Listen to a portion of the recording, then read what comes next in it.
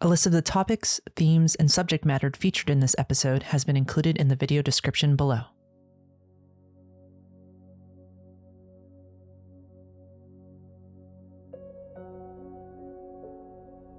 Hello, everyone, and welcome to our, I don't know if this is going to be our first origin story, but we are doing a set of origin stories for each of our cast members for their characters in our Daggerheart, the Last Arcanist campaign.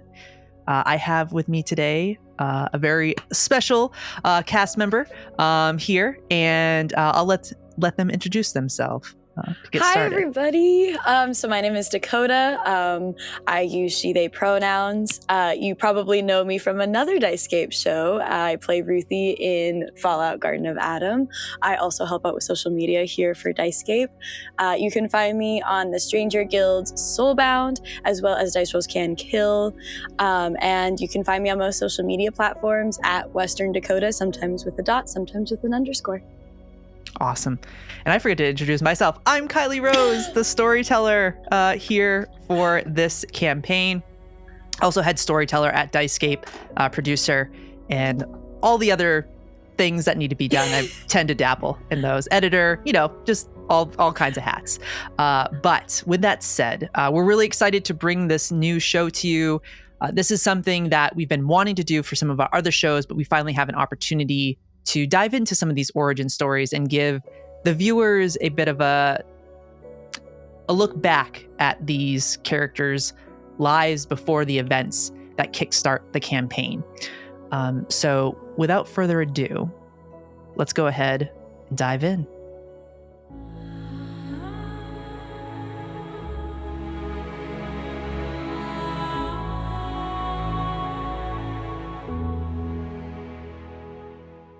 Wind. It carries the faint scent of smoke upon it as it weaves through the whispering woods where thousands of ancient trees reside, their trunks twisting like serpents as they stretch for the light beyond the canopy. The smoke here leaving a mystery at what its source is.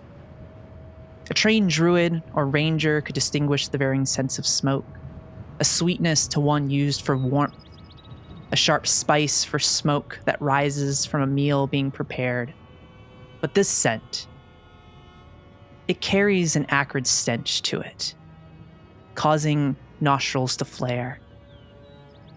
This smoke comes from chaos and death unfolding.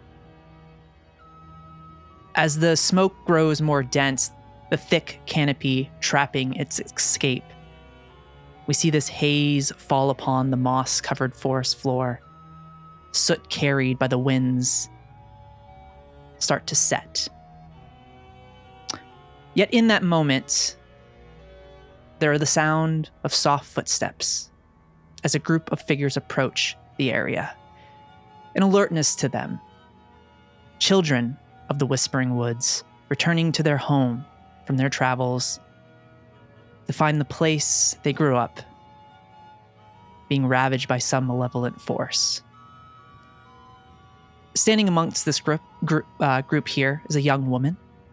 Dakota, could you describe what we see?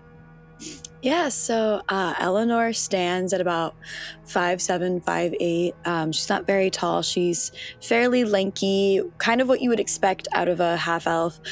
She's got very long golden blonde hair that is currently done in a bunch of different intricate braids that then meet into one braid. Bright golden eyes, as if like the sun itself had just placed themselves within her pupils. She's very freckled, and she wears what you would expect out of more a ranger than a druid. Lots of browns and greens, leathers. And she stands ready with her longbow in hand, just sort of taking in the sights and the smells of the area around them. As you take these scents and smells in, Elanor, we would see standing next to you 3 other individuals. Friends that you've met along the way, you all returning from your time spent in the the Iona Grove. With you is Halthir, an elven man dressed in weathered green cloak, pale ivory-colored skin with dark brown eyes, and long black hair that is half up, half down. At first glance, when you look at him, his frame is slender, but when push comes to shove, Halthir is probably one of the strongest physically in the group. Zaya, we see this human woman. She's tall and wiry, emerald green eyes, with almond-colored skin. She's dressed in simple traveler clothing, leather armor. She's someone that always seems to have her head on a swivel. And then there's Avarius, this half-elven man dressed in a brown robe with touches of gold embroidery with overlapping V shapes. His eyes are a freckled hazel color and bronze skin. He has a smile like no other and a softness to him that invites even the most guarded to open up. As you all take in the sight, the sounds, the smells, this tension that is palpable in the air right now, as the smoke continues to build around you, Avarius steps forward, standing next to you, Elanor, his hand resting on top of his quarterstaff. Seems the word we have received is true. Whomever did this, we have to stop them. Why? I'm just fumbling at the idea as to why. We don't know motivation. Nobody here was a part of any cult or militant group. The only thing I can think of is raiders simply doing this because they think it's funny.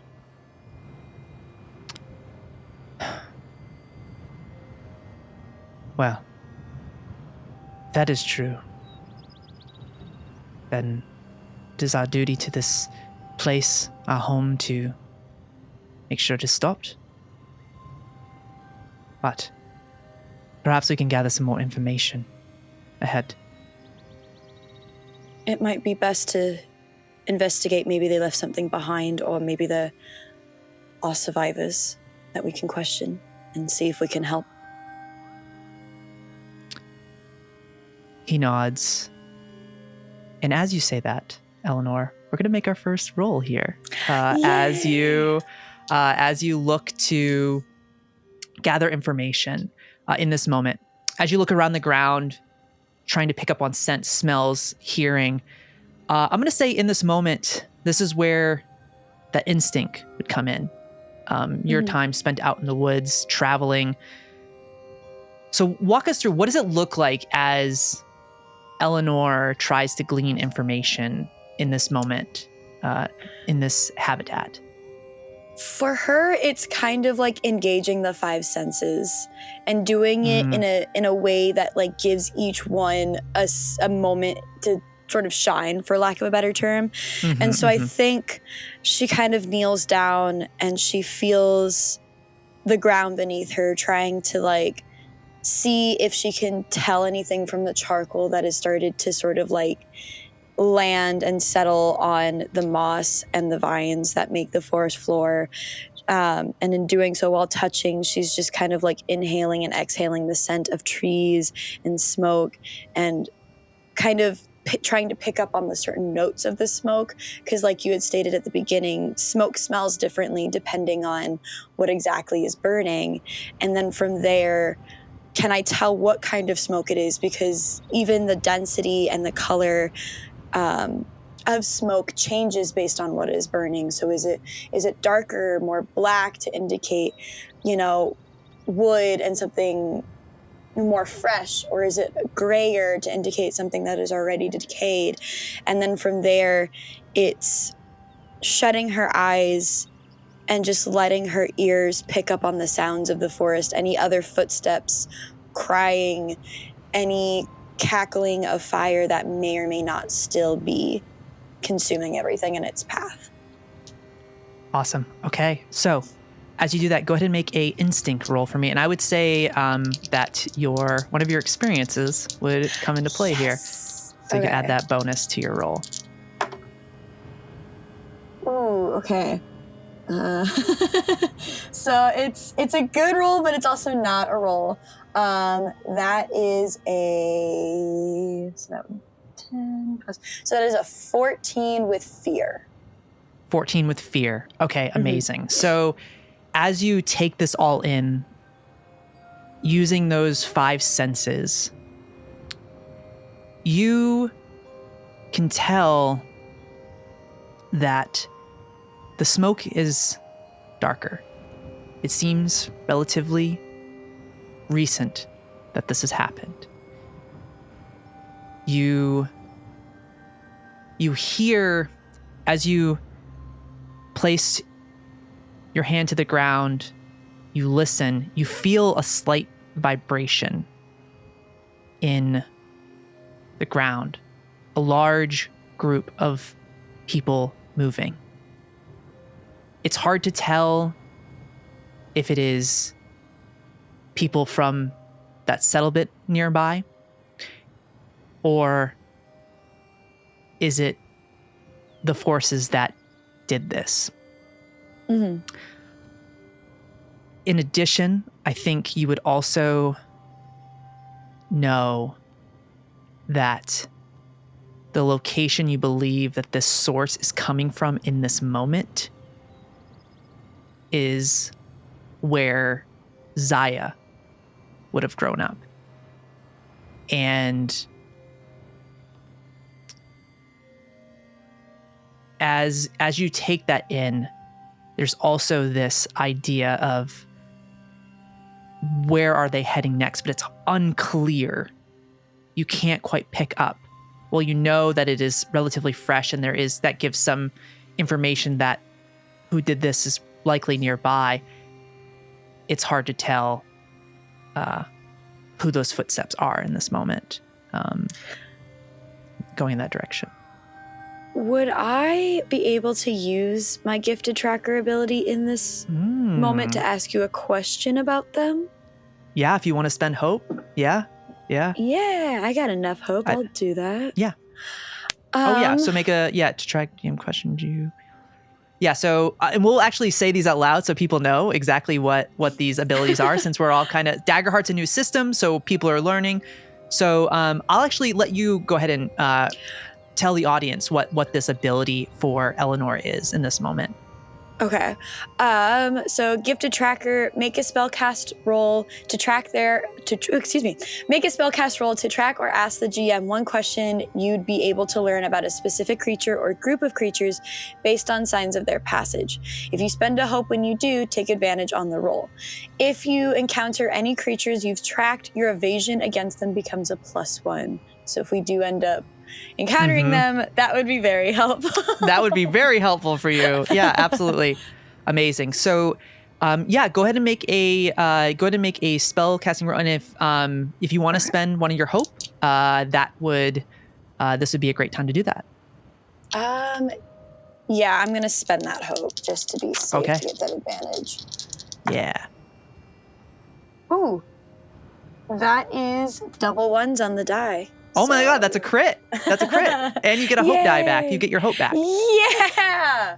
Amazing. So you crit on that roll. Okay. So what is a question you would like to ask in this moment? I think upon feeling the vibration, the next thing she would do is start to sort of see if she can find any tracks. What? And maybe this is not my question. This is more a clarifying question for myself before I ask my question. What season is it? I would say it's probably end of summer, early fall. I would say early fall right now. Okay. So then like the mud would probably still be kind of wet and thick a little bit. Yeah, I would say that there is some of that as there tends to be, it's getting a little cooler at night. So there's like leaving a little bit of frost, and then that kind of melting throughout the day would leave a little bit more of wet ground. The moss kind of being a little bit more spongy, you could say, in this moment as well. Would I, I'm sort of like feeling the ground, sort of going about, would I be able to tell the number of individuals that are in this group moving? Yeah. As you look to the ground and the matted earth, there are a few hundred. Okay. Cool. Which, No doubt. yeah, would the weight of that is, I think, knowing that with absolute, and I would say with a crit, I would say you gather there's probably about 300 to 400. I'll say like, yeah, about 300. Okay. Upon assessing that, Elanor is immediately going to stand and face her group. Her sort of like calm demeanor is definitely cracking.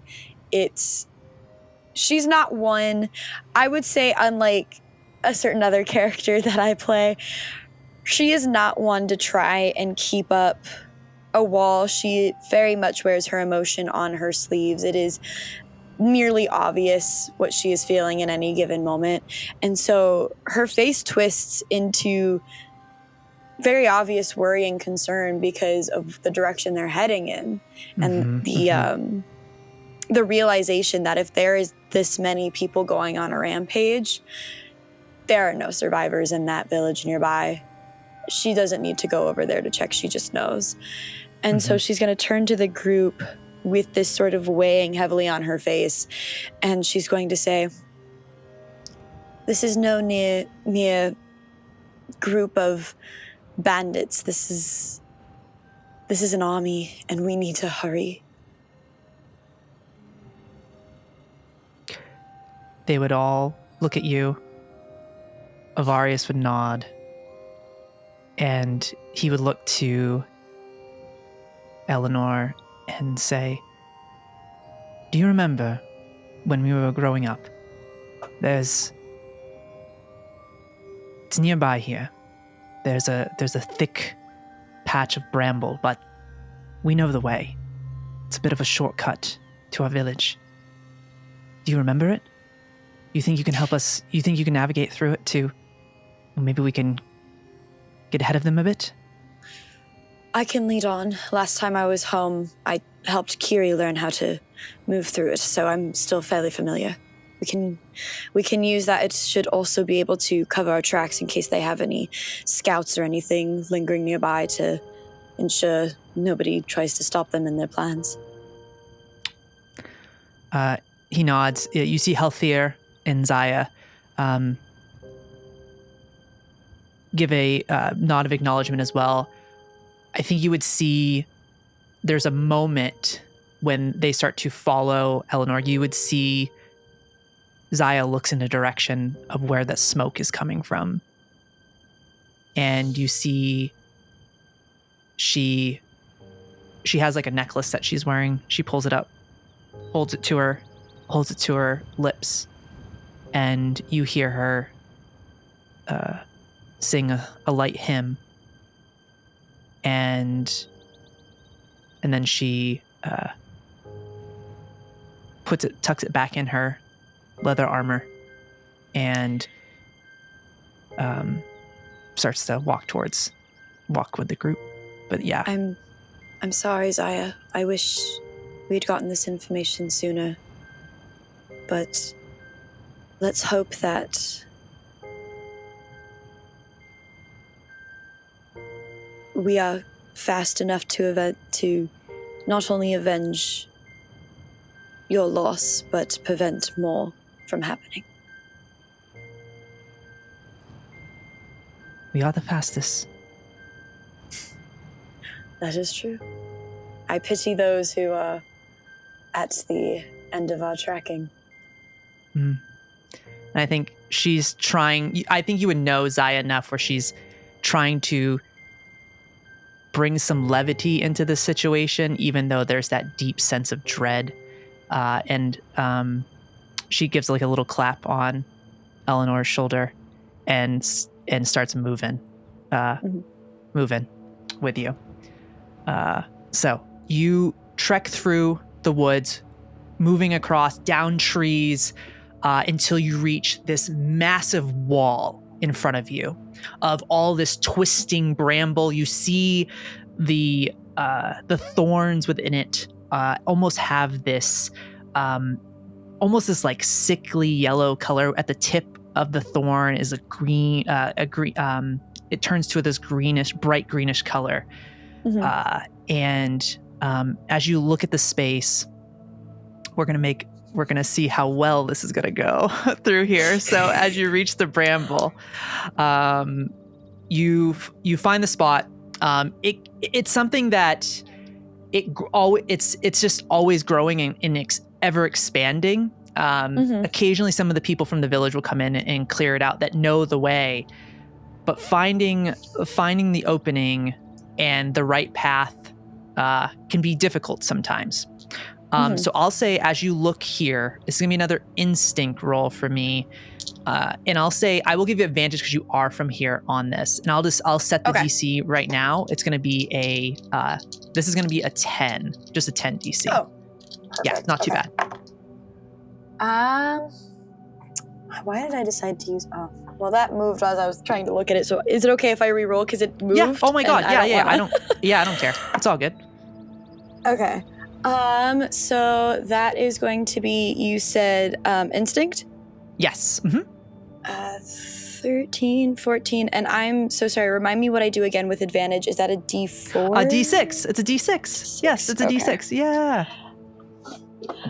I never roll with advantage, so I always forget which one it is. No, that's okay. That's okay. Yeah, so in Daggerheart, everyone that's watching, advantage in this game is you get an additional D6. That can happen through the GM giving it to you, certain abilities the character has, help from your companion, and then disadvantage is you also roll a D6, but you subtract it from your final total. But so this is going to be a 13, 14, 15 with hope. 15 with hope. Make sure you give yourself another hope. So you should be up to 4 hope. So you find the spot within the bramble.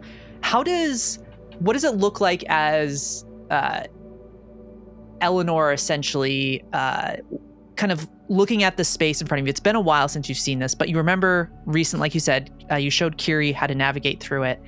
How do you create a passage or create that spot for the rest of your cohort to move? And then what does it look like as you all weave through it? I don't think it's cutting down the bramble, because if you cut down the bramble, it makes it obvious for where like other people can follow. It's more like taking her longbow and using it to sort of re-guide the bramble, so it kind of like shifts around, but as they like move away, it would probably fall back into place, because plants are they would move where you guide them to if you guide them there for long periods of time, but because their vines and their twigs are more like bones to them, even if you guide them away for a moment, they would still fall back into their natural place.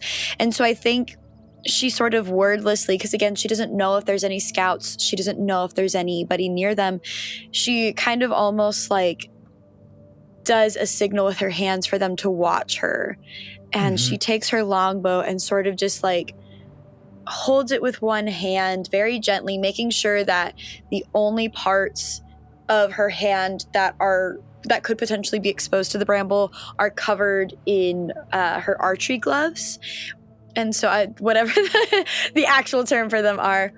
And so she's holding her longbow in a way that it almost shields her head and her body as she kind of crouches and does what could really be described as when superheroes are maneuvering through lasers in a secured room, sort of a thing. She is down on the ground, sort of twisting and turning, finding the natural places where there are newer growth within the bramble because it is easier to move and easier to avoid the thorns that way, and just sort of guiding her little party through this. And I think too, there's almost a small indication of a man-made path in the sense that you can tell that there are footsteps and patterns of movement, whether it be animal or humanoid, that maybe do traverse this way quite often enough that there's a tiny little divot within the bramble that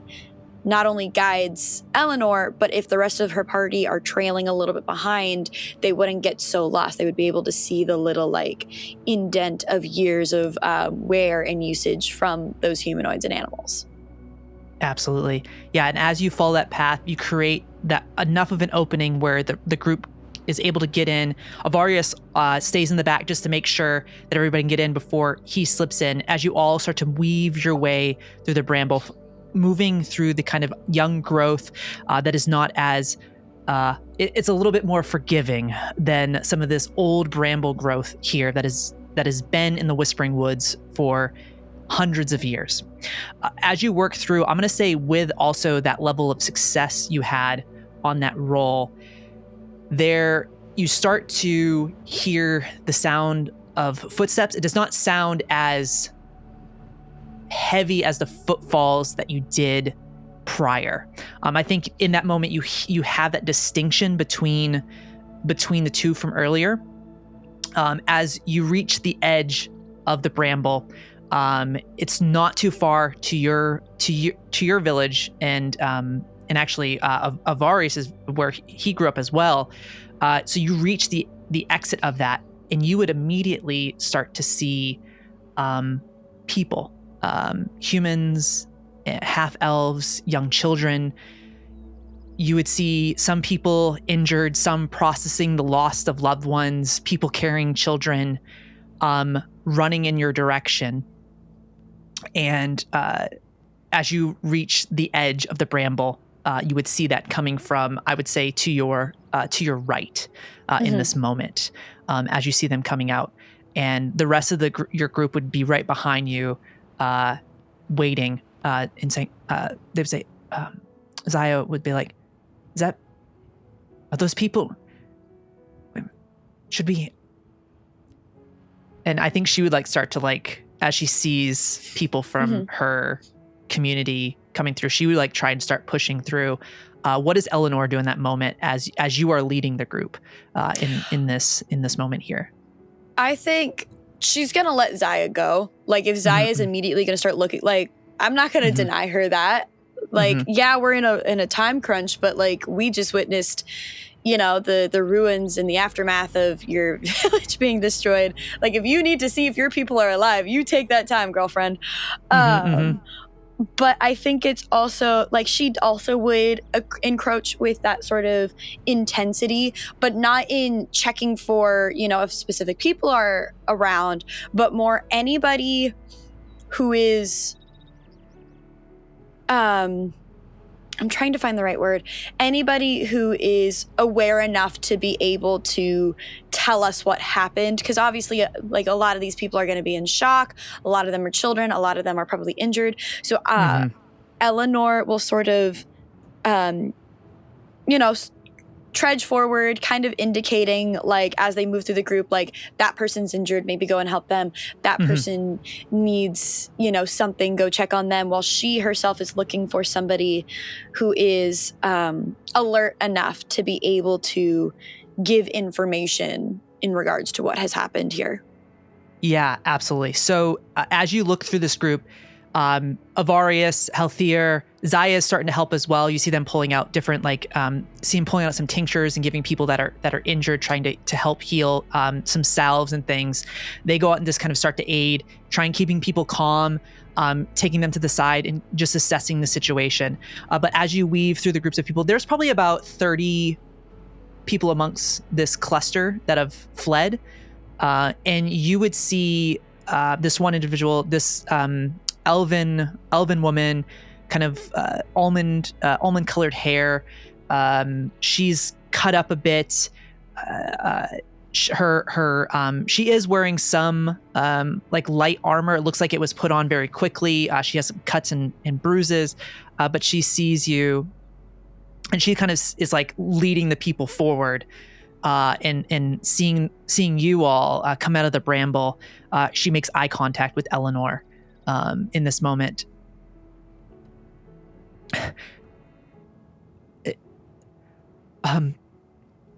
We have to. They're coming. We have to keep moving. There's another village ahead. And you just see she's looking around, making sure she's got everybody accounted for. And you've done as much as you can. Try and take a breath just to center yourself for a moment. You've done all that you can. We are going to help you as best as we can before we continue to move. Who were they? It was. If I'm understanding, if I saw what I saw, they were wearing their leader was wearing a symbol upon the crest. It was a head of a bear and I think it's the Grimwald army. The Lord was leading them.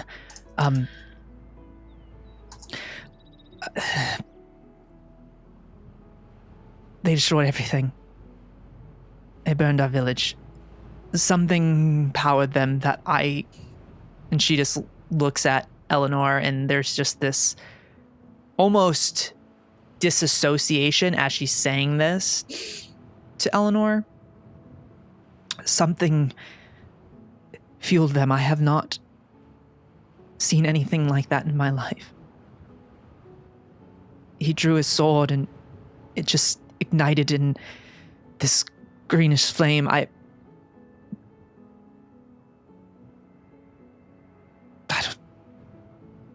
don't know. You are safe now.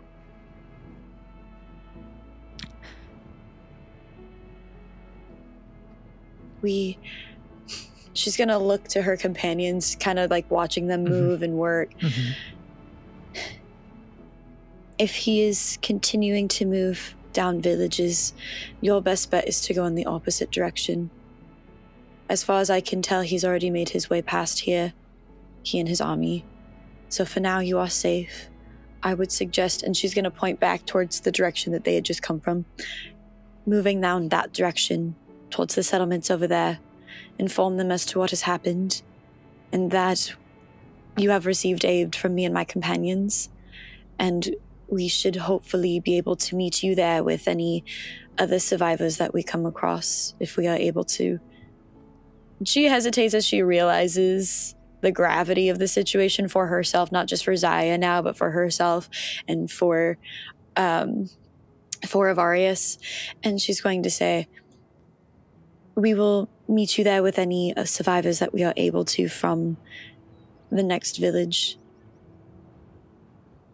I understand this is asking a lot. And it is easy to give in to fear in moments like this. It is easy to want to run and hide and abandon the weak, the young, the unable. But they are going to look to you for strength. They are going to look to you for perseverance. And so any fear you may have, utilize it to work for you, not against you in this moment, and lead your people to safety. You see, she nods.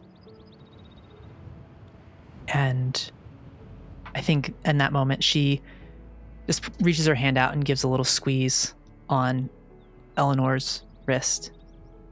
And she says, I will. I'll do what you say. Thank you for your words. And she would look to her people, and I think you would see Avarius, Althea, and Zaya look towards you, Elanor, and you would hear the sound of heavy footsteps quickly approaching. Other than the bramble, is there any other like places for people to hide? Go ahead. We'll say, all right. I will say, and I'll let you actually probably, let's see. I'll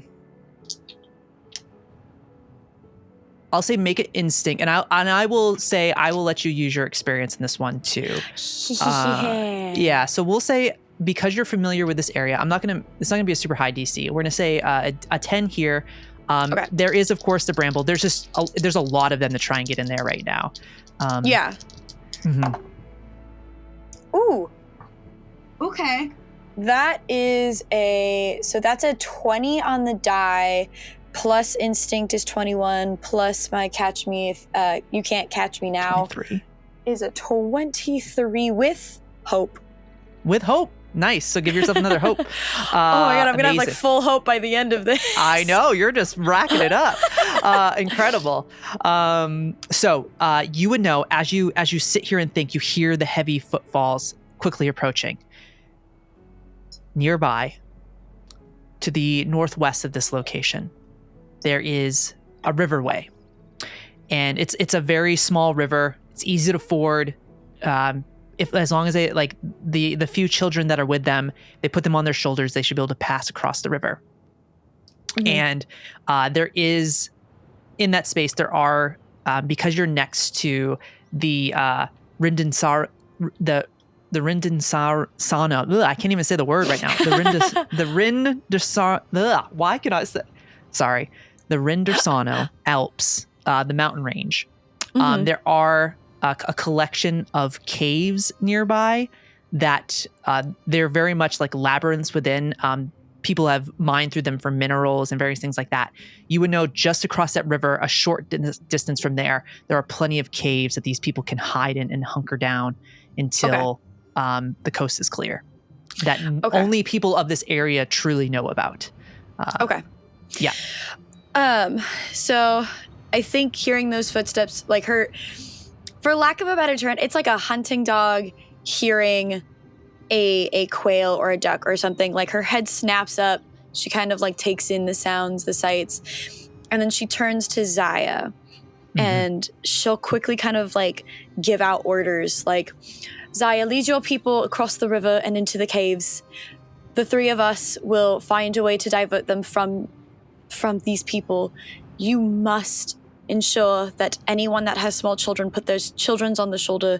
If they cannot swim, you must guide them across. And then she's going to turn to the other two and she'll say, can the two of you stealthily make your way?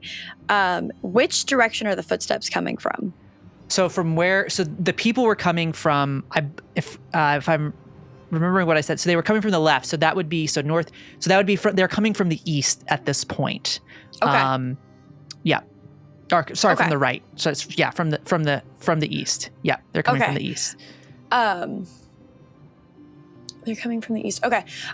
So then she will go ahead and she'll turn to the other two and she will go, the two of you continue towards the village going westbound. I will try to make my way east and lead them away as fast as I can, for as long as I can, away from the village. Okay. Ooh. Zaya would nod to Elanor, and you would see she would grab from her pack rope and she would start tying it around a bow or around an arrow, and she would look to the young elven woman that you spoke with, and she would remember her name. She's like, Faye, I need you to lead ahead. I'll take up the rear. When you get to the river, I'll shoot an arrow across at one of the trees on the side that should hold, and we'll use that as a guide across, and then we'll drop the rope afterwards so that no one else can follow us. And I think they would all nod. They would start moving. Zaya would walk up to Elanor, and I think she would hug her. And in that moment, that kind of jokester that she can be sometimes, even though she's a serious person, she has those moments where she can be fun and that serious look comes on her face that is often there. And I think she hugs Elanor and like rests her forehead against hers and just says, "Be safe." Always. And then she like claps her on the cheek and then runs off with the group. And then Avarius and Healthier, they turn around as everybody starts to run off, the footsteps growing louder. And you see Healthier. He also has has a quarterstaff, but there's an emerald stone on the top of it. You see him put his hand on top of the emerald stone, and you start to see Dwemer starting to swirl around it as the stone expands out into almost this great hammer, and you see vines twisting around and like beetles flying around it, and he holds it there. And Avarius nods to him, looks at Elanor, and would say, "I'm not leaving you right now. Are you sure you feel confident?" It's a lot of them. Confident? No. Do I think this is going to work? Probably not, but it will get us enough time to get the people of the village out to join Zaya and the others. We need the two of you need to go forward so that way there's enough of you to protect them if I am unsuccessful in delaying them.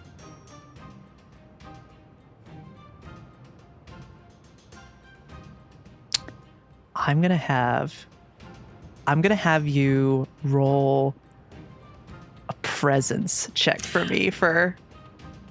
Okay, it's fine. That's okay. No, this is more just to build some stuff upon this. So. Okay. Yeah. That is. Ooh. Okay, that is a 15 with fear. Okay. He looks at you, says, "I trust you, and may the matron watch over us." And he turns, and him and Healthier take off.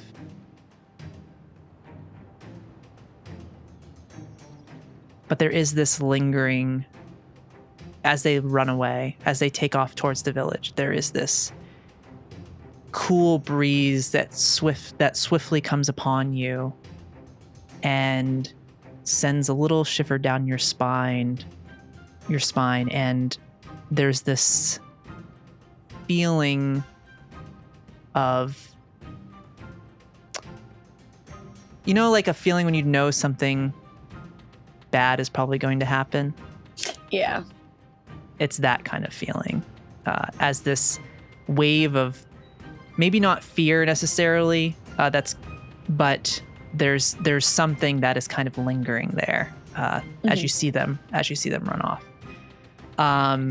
This sixth sense kind of tingle. But they head towards the village. You head to the east to try and give some time.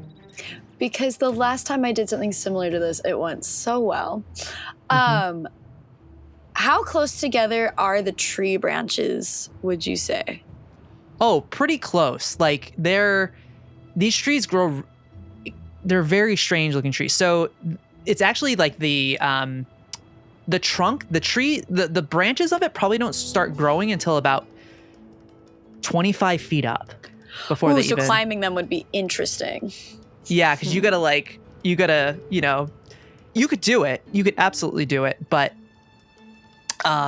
it's gonna be, it's a thing. Like, it's a thing. Would it be easier for me to hide in like the bushes and the bramble, or would it be easy, like if I'm trying to conceal myself? Because my plan in this moment, I think, is to start picking off enough of them that they notice and they start to look for me, versus like head on being like, all right, let's go, me versus 300, let's do this. I can do this all day. It's more of like a strategically starting to pick enough of them off that they're like, okay, what is happening? We need to stop and we need to investigate. So would it be easier for me to do that from the trees, or if I'm like, actually, because I want to be able to like move around. So I'm like, do I want to do that in the bushes and just like sneak, or do I want to do it in the trees and like hop around, like Rue from the Hunger Games style? Ooh. Because again, the last time I jumped from one structure to another, it went so well for me. Yeah. I would say in this moment, as you kind of ponder the possibilities, I will say this. I think you grew up in the woods. You know how these trees work. I am not going to make you roll for climbing up these trees. I will, if you want to leap, I will have you make checks for those, but okay. I will say that I will give you advantage on them as you are familiar with it. So I will say if you want to go that route, you'll just have to if you make a leap and try and kind of hide within the branches in the canopy that does exist within this, I will absolutely let you do that. I would say that if you stay in the bramble, in the bushes, you'll have advantage on your attacks, but I would say I would give that additional bonus of your one of your experiences, you can't catch me now, for any like stealth checks. So there's a gamble to both. Each of them have benefits. And I'll throw this at you too. When you like leap from trees and kind of are hiding and moving quickly, if you're successful on the roll, if you beat the DC, I will then give you advantage on your attacks too. So like there's yeah. Because I feel like I'm not even really trying. It's not even like trying to like kill all of them. Right. It's like maybe one or two. If an arrow misses, it's enough that they're still taking notice and thinking maybe they're under attack. So I think I will go the tree route. Because again, me and climbing and leaping on things goes so well every time. Oh, it's so fun though. Amazing. So as you do this, what does it look like as Elanor scales these trees here? She like kind of gauges where they're at. I think what she's doing is she'll run and then stop to gauge, run, stop to gauge. And when she determines that she's close enough that her plan can start to work, she's actually going to take out 2 of her arrows. And a little bit like Tomb Raider, Rise of the Tomb Raider, while Nara's climbing the mountain style, she's going to use her arrows like they're pickaxes and begin climbing up the tree until she gets on a good steady branch that is stable enough to support her. And she'll sort of like kneel down, getting a good footing to where the grooves of her foot match the grooves of the branch. And she's going to take, she's going to put back the 2 arrows that she just used to climb, get out another arrow that would probably be a little bit sharper at this point, and she's just going to ready an action. Okay. I love it so much. Okay. So you make it up the trees. And I will say, actually, now that like kind of, because when I describe the trees, they almost twist like serpents. So it's actually kind of, it's not super hard. And that's why I ended up saying like, you're able to move up them pretty easily because they do twist in a way that you're able to, and then kind of between the arrows. Yeah, it's no problem there. So you climb up, you would see approaching you is this army. You would see probably half of them are carrying shields and pikes. The other all wearing the kind of, as you looked closer, you would see that some of the shields do have that the head of the bear. And also too, you would see that there is the bear itself almost looks like it's their symbols change a little bit. The bear almost looks like it's like breathing like this green flame smoke from its mouth. So you would see them kind of moving through, but in the middle of them, you would see this hulking figure. They probably stand. It's a human man. He probably stands about 7'2". He's Ooh. wearing heavy armor. He has this massive great sword on his back. He has a flowing dark blue cape behind him, kind of disheveled hair.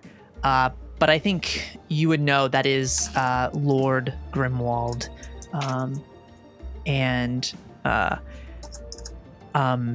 as he approaches you in this moment.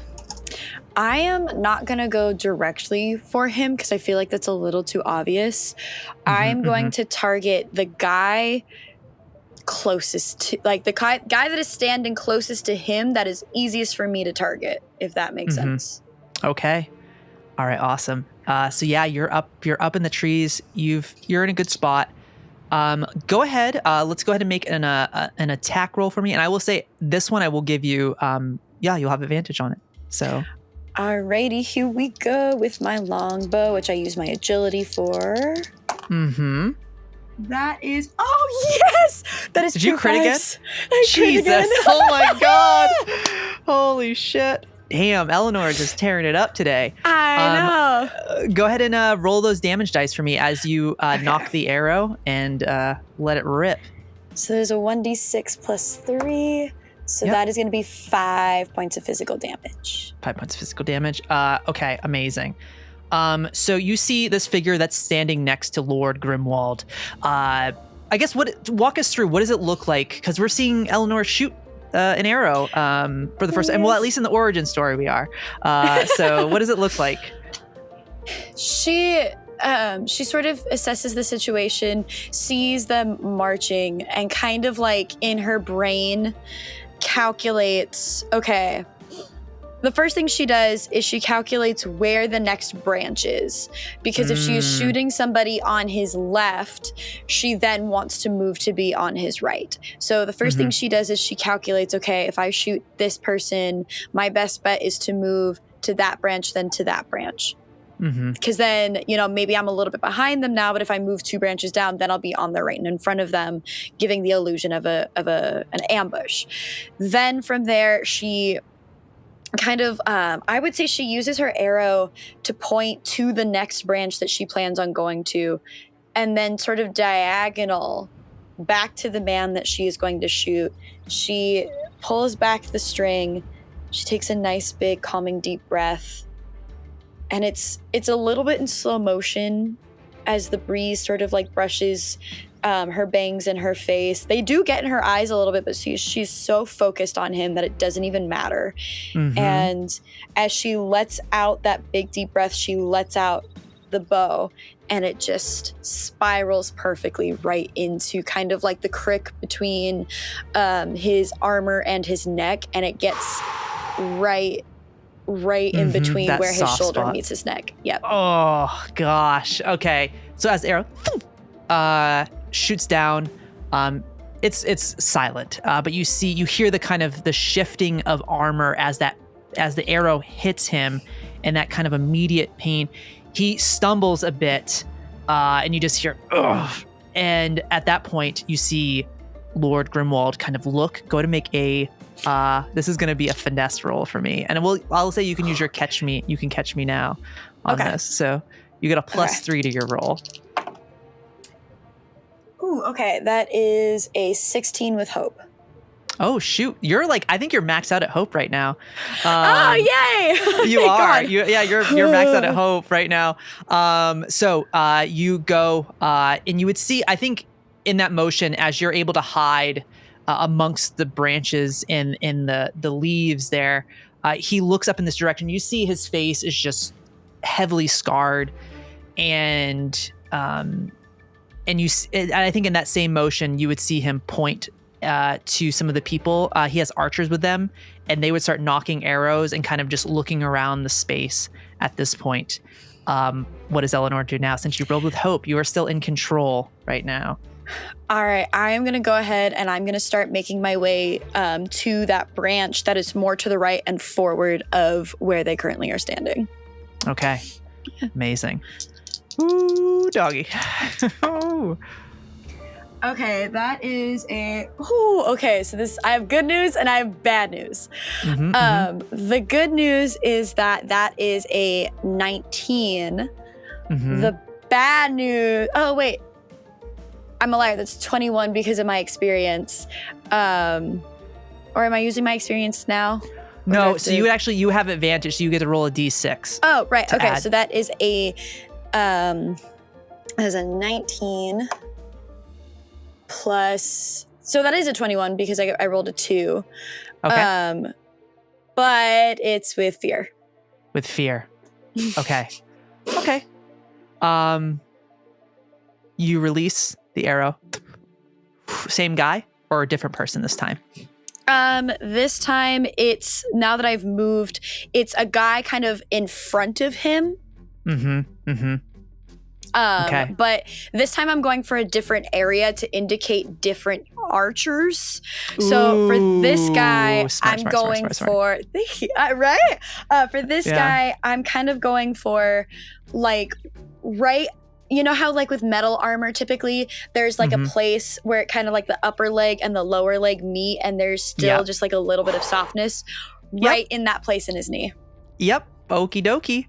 Go ahead and roll damage for him. Okay. That I only got 4. That's only 4 points of damage. That's okay.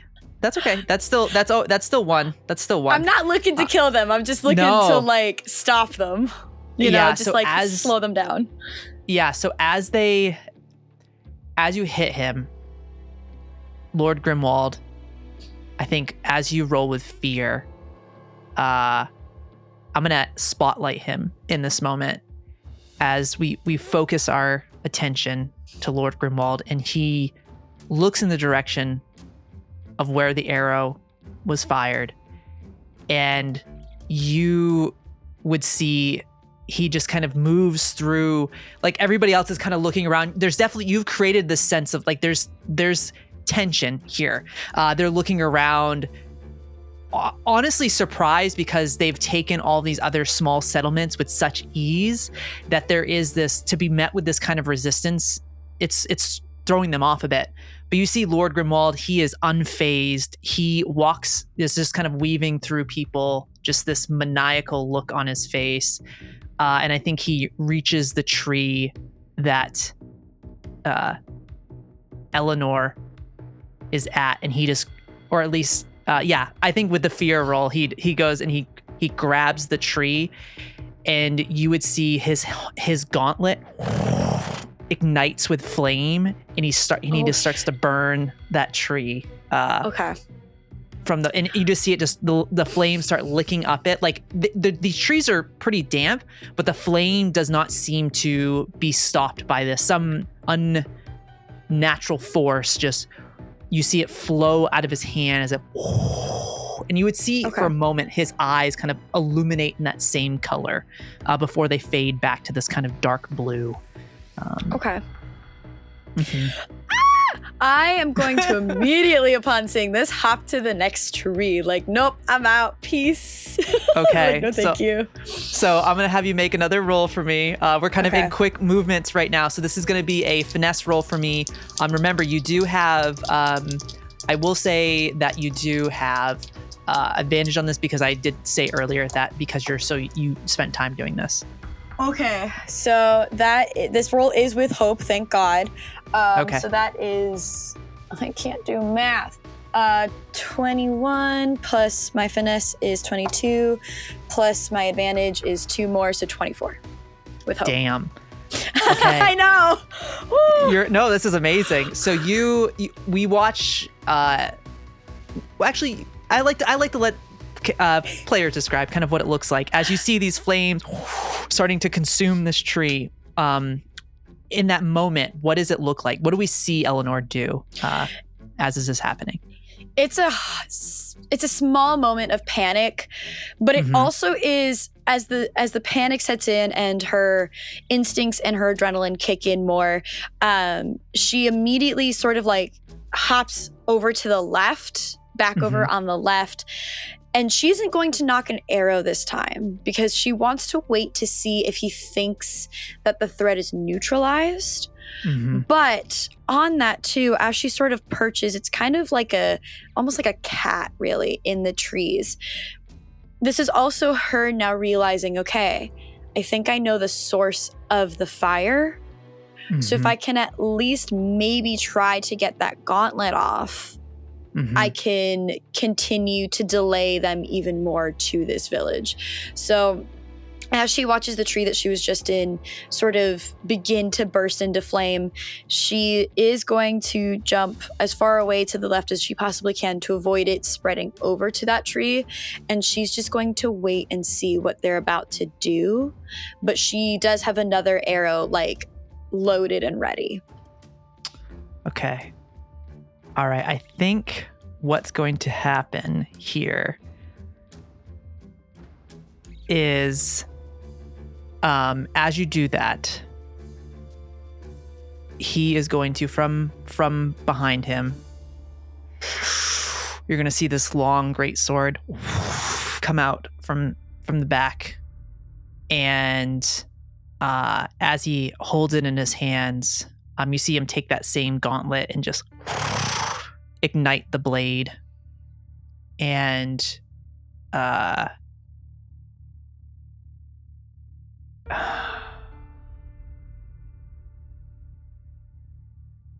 whoever you are, know that when we find you, we will make you watch as we burn the rest of these villages to the ground. Show yourself. Can I shoot him in the eye? Yeah, go for it. I will say, because this is a specific, you're going for a specific area. So this guy, he's pretty heavily armored. Doesn't have a super high evasion, but I will say that you need to get this is going to be I'm going to say a 15 on this one because it's very specific. Did you crit again? No, close. Okay. So, again, good news, bad news. So Okay, cool. I got, let's see, my agility. So that would be 23, 24, 25. Got a 25 to hit with fear, however. Okay.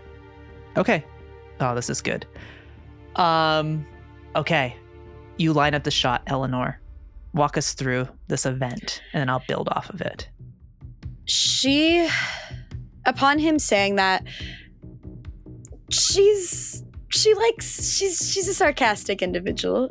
She very much likes irony in a lot of ways. She finds that it can be a very good tool against enemies. And especially in scenarios like this, where she finds that her enemies maybe are a little bit too proud of themselves to sort of toy with their irony. And so she's going to pull back the string on her bow, and it's a lot more focused. She's there studying his movement, studying his head movement, watching him say this. And she's going to take another big deep breath in, wait for his mouth to stop moving, and the second his head is still, she knocks the arrow right into his right eye. Ooh. So, and you see his head go back as the arrow hits. He stumbles, which is surprising considering how big of a man he is. Go ahead and roll damage for me on that. That is going to be 6 points of damage. Okay. All right. It hits him in the eye, and I think the arrow's still poking out, and there's kind of the blood dripping down the right eye. in that moment to get that shot, to line that shot up, you expose yourself. And you see him with inhuman strength. He takes his great sword that is on fire and he throws it. And it's going to go, he's going to throw it at the tree, like right below where you're at, to basically try and cut it off, to cause you to fall down amongst all of them as they kind of surround that space. So I'm going to roll an attack. I'm going to roll an attack roll. It is a tree. So if I roll above well, he's got a +5 to his attack. So if I roll above a 5, I'll say it works. If it doesn't, it doesn't work. So I'm going to roll and see if I eat crow. While you do that, if I may, could I use my Ranger Hope? A Ranger's Hope is spend 3 hope and increase my evasion by 1 until my next short rest, which I also want to pair that with my Untouchable ability, which is while this card is in your loadout, add half of your agility score to your evasion, which would bring my 11 evasion up to a 13. Hell yeah. Amazing. So I think as the sword, he rolled a 17. So you see the sword fly in that direction, and it almost like it spins, and it's crazy because this is a massive sword that he just threw. He throws it, and you just see it spinning at the tree. It cuts the tree off, almost like if you were like cauterizing a wound. It just, and you feel yourself kind of fall back. There are other trees, but now you're going to be exposed to multiple people looking up at you to fire. So I'm going to let you choose in this moment what Elanor would do. As you are falling, do you attempt to try and leap to another tree, or do you fall? Or we can roll for it. Depending. Yeah. I know what she's going to do. She's going to start to lean forward. So that way the tree doesn't lean backwards, it leans forward and potentially takes out a bunch of his guys. And right at the last second, she is going to leap out of the way so that way it doesn't crash into her and land probably on the ground, but like leaping in a way to minimize any damage to herself as she falls. Because I think she knows that if she leans forward, she isn't going to be able to jump to another tree branch. So it's more, I'm going to lean forward as long as I possibly can before I have to jump and just like do what I can to not, break my neck on the ground. Hell yeah, I love this. So as you lean forward, the tree and it falling down towards this group, I'll say as that happens, go ahead and make a, this is going to be an agility roll for you this time. As you try and make, I'm just going to say DC 12 for this one. Okay. For difficulty, kind of to land on your feet. That is a 20 with fear. 20 with fear. Okay. You land on your feet. You do not take any kind of falling damage. As it falls down, and you can build off this too. I'll say though, as it falls down, it's enough where it takes down like 15 guys based on the size of it. They get knocked down. They take a little bit of damage. It doesn't outright kill them, but it's like a big fly swatter. Pap. As you see a bunch of them fall. I'm actually gonna make a roll for him. He gets hit by it. The big guy. And you would see it too, like as it's coming down, you would see the sword is back in his hand, like he almost like summons it back to himself. But then he would look up and see you falling towards him, and it takes him down. And what does it look like as you land? Because that just is dope as hell. I feel like I have to do it because she is inspired by a couple of Marvel characters. Yes, she lands in that. She's a poser. She lands in the Black Widow pose. Fuck yeah. Amazing. So as you land in the pose, with fear, I'm going to essentially, in this moment, I'm going to, as he's knocked down, I'm going to spotlight the leader.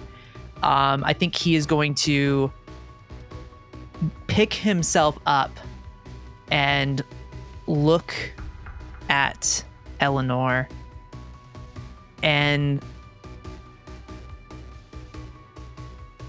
I think there's this, as the arrow is still in his eyeball, he is going to look at you, and there's not necessarily anger on his face. It's more, I think it's more like a smugness to him as he kind of looks at, and he says, just a little inconvenience for now. And I think he's going to charge towards Elanor. Okay. And try and attack. So I'm gonna make an attack roll against. And I think he would, as he approaches, he would like wave off his. He wants to finish. He wants to finish this. Listen, all I'm supposed to be is an inconvenience. I'm doing my job, man. You're doing your job. Okay, so he's gonna make a roll against you. Your evasion right now is 13. That is a 19. Dang. So, okay. Yep. He is going to, and when he hits you, he's actually not going to hit you with the blade right now. He's going to basically use like the butt end of the sword, and he's just gonna smash you right in the face. Just okay. Kind of like right in the right above the nose, kind of just ringing your head, kind of just trying to throw off your senses in this moment. Okay. That's 14 points. Oh, that is my severe damage threshold. Okay. Cool. Do you want to mark an armor to reduce that down to major? No. Okay. Actually, no, I don't. Okay. He strikes you. You just hear the bone. The blood kind of starting to immediately come out from your nostrils. A bit of ringing in your head. You have a moment to act. No, there are arrows trained on you. Pikes, kind of lower down. This group surrounding you, but they give space for this moment to not interfere with Lord Grimwald and you. So what does Elanor do as that happens? As you're struck with the butt end of the sword? She definitely takes a couple steps back, like her hands immediately going to her nose.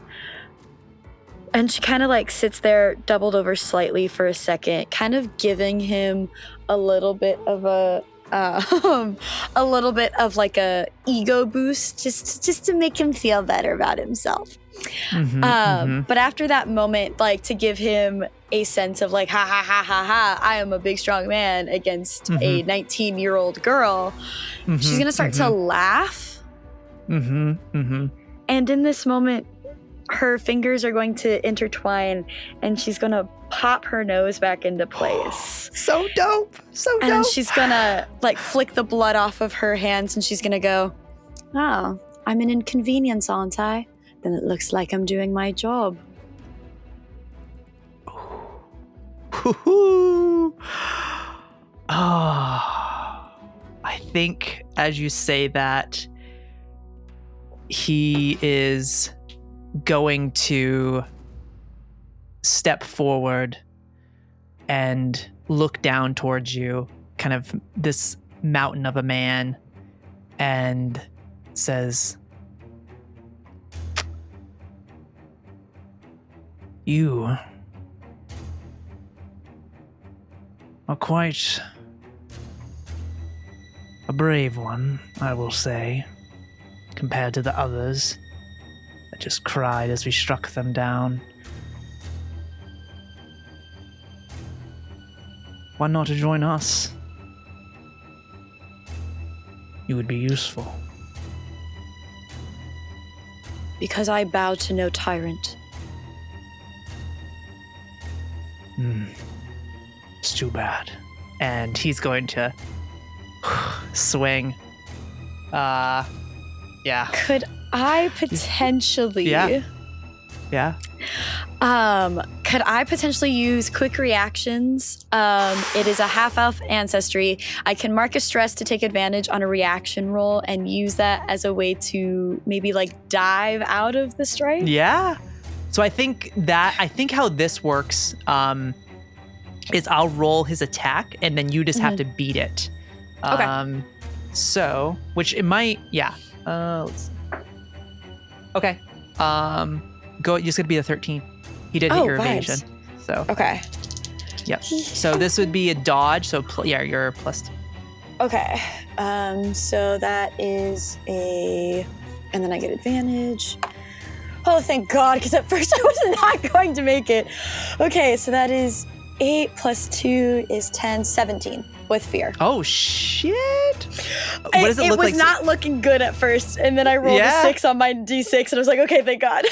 Yeah, so like as you use that that part of you, this ability to kind of this instinctual mode, this instinct that's within you to move out of the way, you see just kind of this big overhead swing basically coming down to strike you kind of down the shoulder across.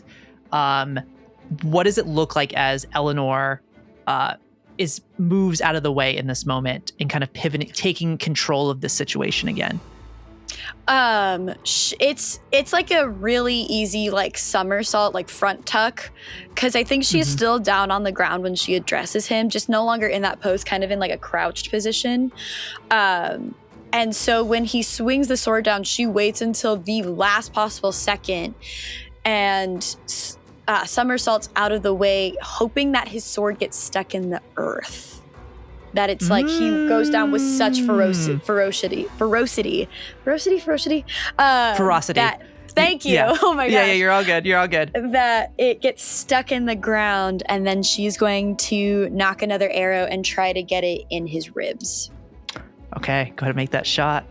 Damn. Okay. And I will say it does stick in the ground in that moment, just in the mud. That is, let's see, I don't think this is gonna hit. That is going to be a 13 to hit. Okay, that does hit him. He doesn't have super high. Yeah, that does hit him. Yep. Yeah. That is gonna be 8 points of damage.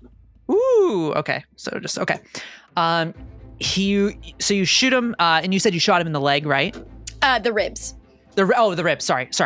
You shoot him in the ribs. You see a little bit of exposed, kind of like right underneath, as he kind of is trying to pull up his greatsword, which he does. But in that moment, he exposes his rib, that kind of part of the armor that exposes an opportunity to shoot into flesh into his rib. The arrow strikes. You kind of hear that just like wet pierce through, and his hair kind of moves over his face, and you just see this grin, and he says,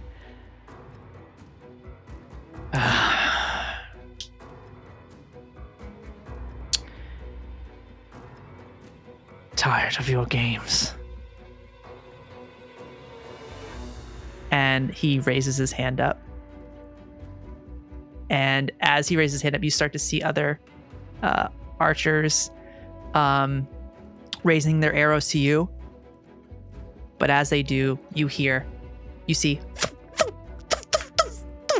other arrows coming in, and you see some of his men drop as you and spells kind of coming in as some people are moving. Some other kind of people hidden about are striking in this moment. Some other forces that have come from a neighboring village in this moment. So you have a time to react kind of as they start to go and like trying to get in front of him right now and starting to kind of flank out to see where this is happening from. As this sort of happens, it does take her by surprise. Like she was not expecting this, and it is a little bit obvious that this is surprising to her, to the point where I think even he can tell. And so she is going to stand and she's going to knock another arrow, but she's not going to shoot it at him. She's just going to hold it at his head and say, "This is your last chance to turn around and head back the way you came.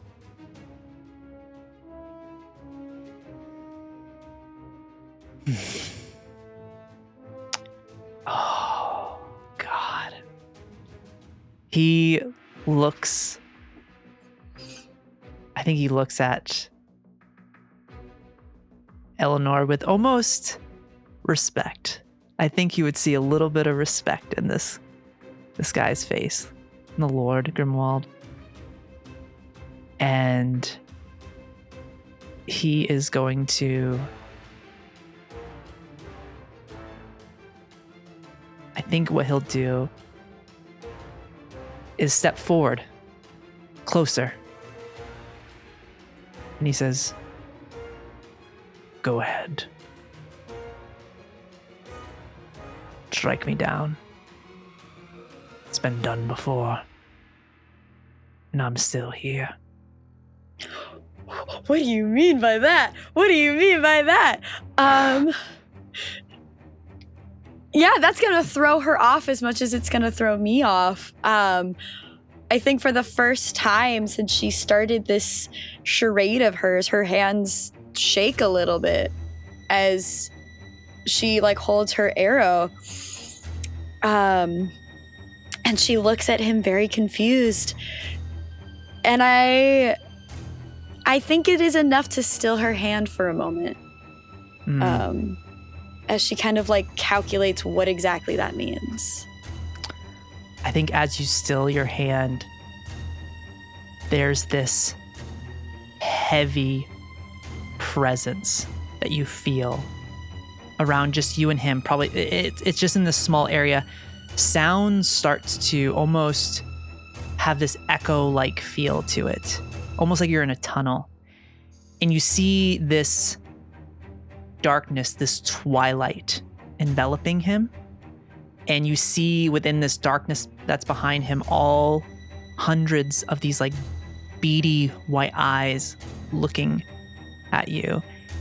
And in that moment, you see kind of almost, it happens almost in an instant.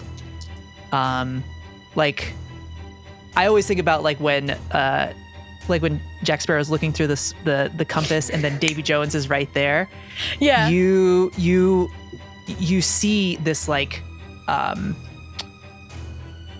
this version of him that looks undead. The skin is just kind of falling off his face, and he takes that gauntlet that was flaming and just grabs Elanor by the throat and just lifts her up. And can I use a reaction? Yeah, you can. I think you know what I'm going to do here. Okay.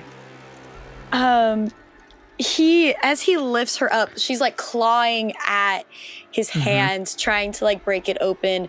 And I think she's able to, just for a moment, wedge her fingers between his thumb and his forefinger, his pointer finger, enough to open her mouth and clear her airways. And it's last moment of desperation, probably something that she's read a lot about but hasn't ever done in practice. That thing that a lot of people do in cases where adrenaline is just coursing through their veins. They don't actually have time to think. It's purely reaction. And she just takes a big breath, and it's kind of like Black Canary from DC. And she just lets out this huge scream that is magical, just as a way to sort of throw him off of her, or at least startle him enough to drop her. Amazing. So as this energy releases from you, these years of learning about how magic works within the realms of Atalantia, how Dwemer can be melded in different ways as that energy is released from you, this sonic boom-like effect. The grip releases, he is thrown back. You see other of these soldiers tossed to the side. Elanor, you get thrown back from this pulse of energy that is released from you. And as you're flying back, you feel yourself hit into a tree, and you're falling down towards the ground, and like as your kind of consciousness is fading away, you would see Avarius Healthier fighting with some of the soldiers here, and you would see your father Boreas like look over at you as you hit the ground and you black out. And that is, I think, where we're going to end this origin story. On that note. Woo! Yeah. Yeah, that feels good. That feels like a good spot. Yeah, it feels like such a great spot. Especially, Is this coming out before or after our first episode? I kinda, I'm thinking about it. We'll see, viewers, when you get to see this. It could come out before. It might come out after. I think that will be something that Dakota and I will ultimately decide on that. So, okay. So we'll leave it there. So maybe, like I said, maybe you're seeing this before the season even starts, or maybe it's a little bit after. But it will be, regardless, it will be within the first. It'll be right off the bat. I'm feeling for this one. Okay. So, but yeah. So, with that said, thank you for joining us for our origin story here for Elanor. We plan to release some more of these in the future. This is just the first of what we hope is to be many, for this little bonus content to look back at our characters here in Daggerheart, the Last Arcanist. So until next time, we will see you in the realms of Atalantia. I had to think about what I'm going to say. I used to say in the wastelands, but now I got to think of something else. But for now, that's what we're going with. Gotta come up with something else. I'll come up with something better. But yeah, until next time, thank you all. We'll see you later. Bye.